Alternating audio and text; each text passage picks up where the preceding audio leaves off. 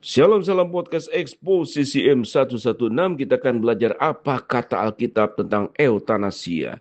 Ini adalah pertanyaan yang amat sulit. Ada dua sisi yang sulit untuk diseimbangkan. Di satu bagian kita tidak ingin menempatkan nyawa orang lain dalam tangan manusia dan mengakhirinya lebih awal. Eutanasia di sisi lain pada poin apa yang kita mengizinkan seseorang untuk meninggal dan tidak mengambil langkah-langkah lebih jauh untuk mempertahankan kehidupannya. Bagaimana dengan eutanasia? Kebenaran yang paling mendasar menganggap Allah menentang eutanasia itu ada pada kedaulatannya. Kita mengetahui bahwa kematian fisik memang tidak terhindarkan. Mazmur 89 ayat ke-48, Ibrani 9 ayat yang ke-27. Namun Allah sendiri dalam kedaulatan yang tahu kapan dan bagaimana seseorang akan meninggal.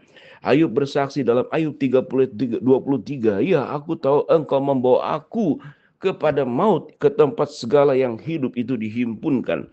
Dalam Mazmur 68 ayat yang ke-20 kita membaca, Allah bagi kita adalah Allah yang menyelamatkan. Allah Tuhanku memberi keluputan dari maut. Mazmur 68 ayat yang ke-20. Pengkhotbah 8 ayat 8a menyatakan, tiada seorang pun yang berkuasa menahan angin dan tidak ada seorang pun yang berkuasa hari kematian. Allah memiliki kata terakhir dalam kematian. Lihat pula dalam 1 Korintus 15 ayat 26, 54 sampai dengan ke-56. Ibrani 2 ayat 9, Ibrani 2 ayat 14 sampai 15, Wahyu 21 ayat yang keempat. Eutanasia itu upaya manusia untuk merebut otoritas itu dari tangan Allah. Kematian memang kejadian yang alami. Kadang-kadang Allah mengizinkan seseorang menderita lama sebelum kematian itu terjadi. Di waktu lain penderitaan seseorang berlangsung singkat.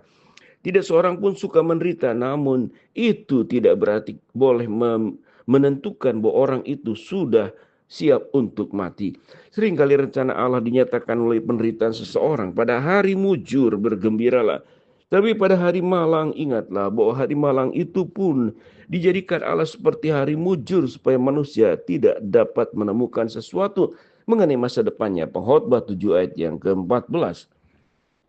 Roma 5 ayat 3 mengatakan, mengajarkan bahwa kesengsaraan akan menghasilkan ketekunan. Allah peduli kepada orang-orang yang berseru kepadanya, meminta Allah mengakhiri penderitaan mereka. Allah memberi tujuan kepada hidup manusia, bahkan sampai saat terakhir. Hanya Allah yang mengetahui yang terbaik. Waktunya adalah sempurna sekalipun dalam kematian seseorang.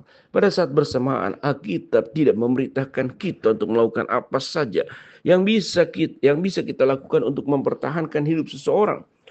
Kalau seseorang bertahan hidup hanya karena mesin, bukankah hal itu tidak bermoral untuk mematikan mesin itu dan mengizinkan orang itu untuk berpulang? Kalau seseorang yang sudah mati suri untuk jangka waktu lama, bukan satu pelanggaran untuk melepaskan selang atau mesin apapun yang mempertahankan kehidupan orang itu. Kalau Allah mau mempertahankan hidup orang itu, dia mampu melakukannya tanpa bantuan selang makanan atau mesin.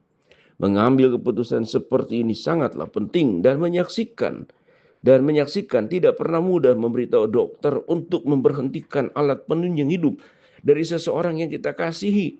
Kita tidak boleh terlalu awal mengakhiri kehidupan, namun saat yang bersamaan kita juga tidak boleh mempertahankan hidup dengan cara yang dipaksakan. Nasihat terbaik untuk seorang yang sedang menghadapi keputusan ini adalah berdoa kepada Allah untuk meminta maaf. Yakobus 1 yang kelima, supaya tahu apa yang dia mau buat saudara-saudara lakukan. Shalom, salam podcast Eksposisi M116.